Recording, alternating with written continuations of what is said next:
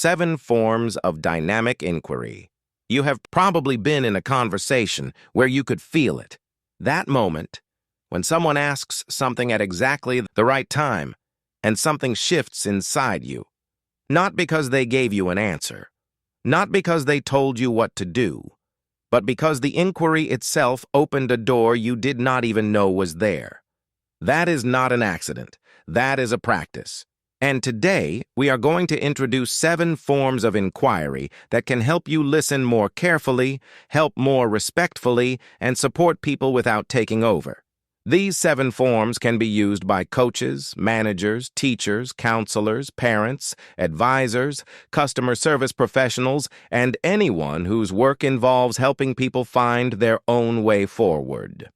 By vibe, I mean simply stringing ideas together because they sound good, feel good, or seem inspiring in the moment. A lot of leadership, coaching, and helping content is built that way. It may feel useful while you are hearing it, but it often does not change behavior because the structure underneath it is not strong enough. Building with intention means every part has a reason. Every distinction has a purpose. Welcome to Leadership University. I am glad you are here. This video is part of a series on the 7 forms of dynamic inquiry. These forms sit inside a larger practice called Selective Dynamic Inquiry System Skills Experience. You may see that abbreviated on screen as S:DS-X. The full name includes the word skills, but this distinction matters. The 7 canonical elements are not 7 skills. They are 7 forms of inquiry. Skills develop as you practice the forms over time. The first word in the full name is selective. That matters. This practice is not about asking more questions. It is not about asking clever questions.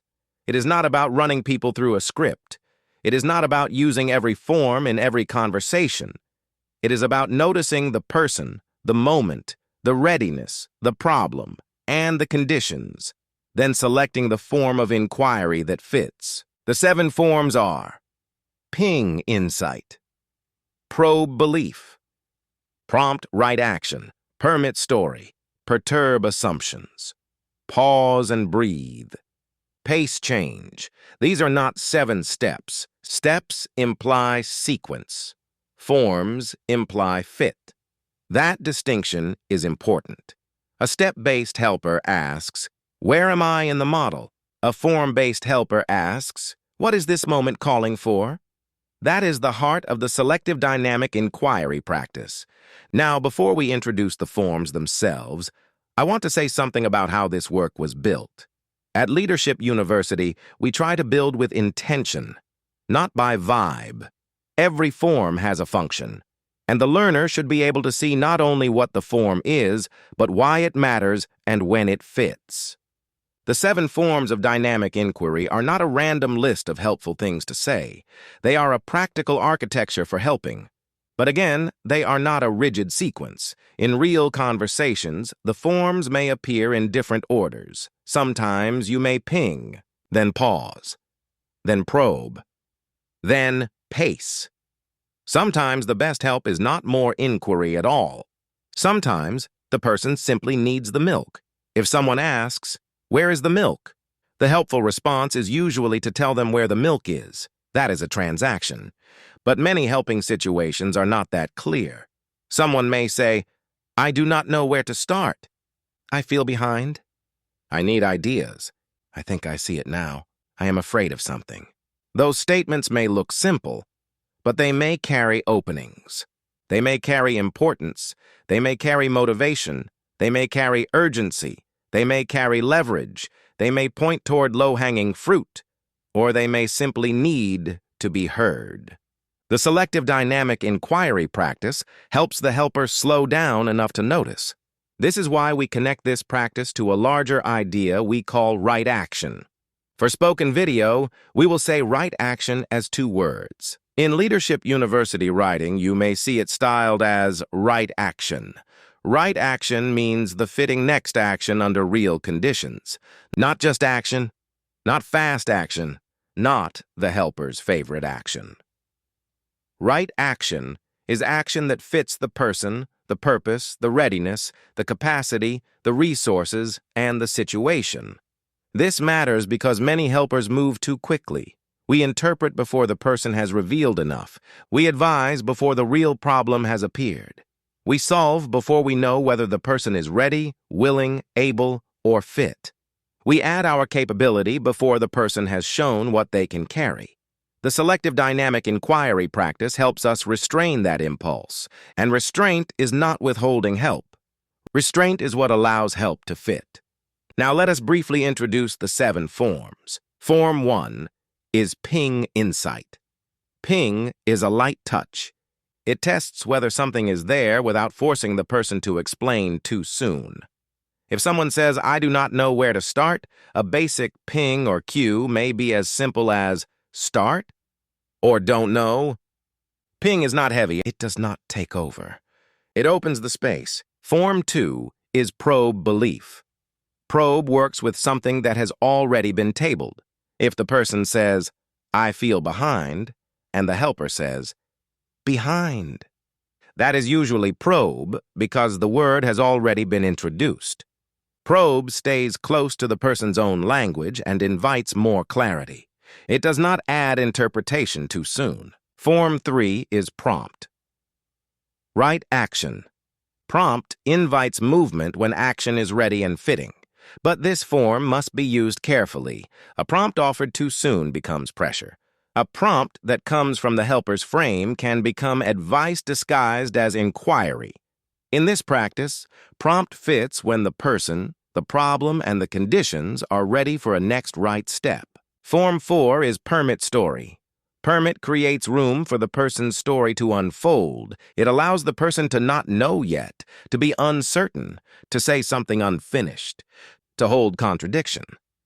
Permit can sound like, "You do not have to have this figured out yet," or "It is okay if this is still forming." Permit protects the person from being rushed into clarity before clarity is available. Form 5 is perturb assumptions. Perturb introduces productive disturbance. It gently challenges a pattern, assumption, or contradiction. This is a stronger form, so it requires care. Perturb is not confrontation for the sake of confrontation. It is a careful interruption of a pattern that may be keeping the person stuck. Form 6 is pause and breathe. Pause creates space. It allows the person to think. It allows the helper to regulate. It prevents the helper from filling the silence too soon. Sometimes the most useful thing a helper can do is pause, breathe, and not add more. Form 7 is pace change. Pace regulates the rhythm of the interaction. Some people need more time. Some need less. Some are ready to move. Some need to slow down. Pace helps the helper notice what rate of change the person or system can actually carry. Pace protects readiness.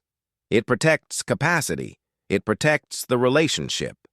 Taken together, these 7 forms help the helper meet people where they are, not where the helper wishes they were, not where the training manual says they should be, not where the helper's capability can go, where they actually are.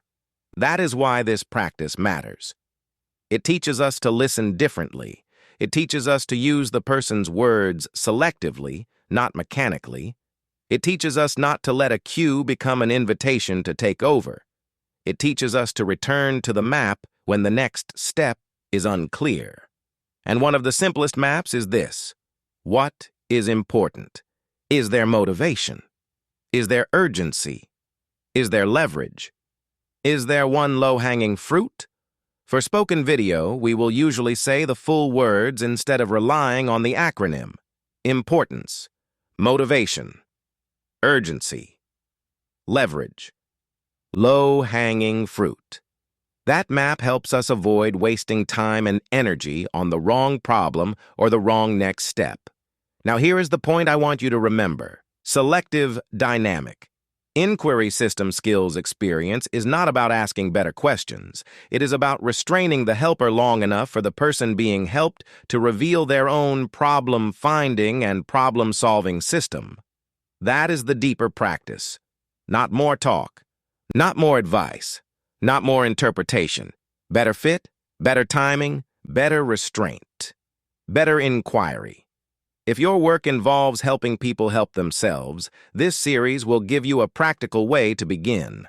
In the next videos, we will walk through each form one at a time. Ping insight, probe belief, prompt right action, permit story, perturb assumptions, pause and breathe, pace, change. Each video will explain what the form is, what it protects, how it can be misused, and how to begin practicing it. This is the beginning of a richer path at Leadership University. A path for people who want to help without taking over. A path for people who want to listen more carefully. A path for people who want to support right action under real conditions. Subscribe at leadershipuniversity.ai/news and continue the selective dynamic inquiry path with us. See you in the next video. Thank you for watching.